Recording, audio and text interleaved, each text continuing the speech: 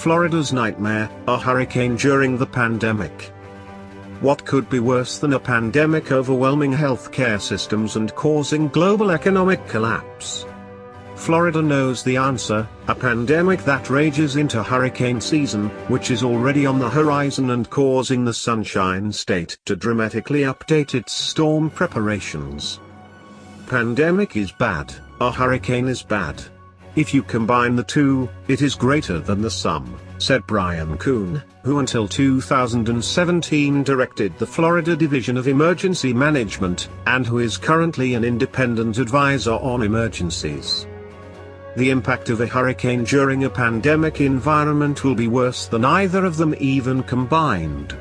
It will be a multiplier effect, not an additive effect. That worst-case scenario is looking increasingly likely. The United States will certainly still be battling the coronavirus by the time the Atlantic hurricane season begins on June 1st, even though storms have hit in the past up to 2 months earlier than that.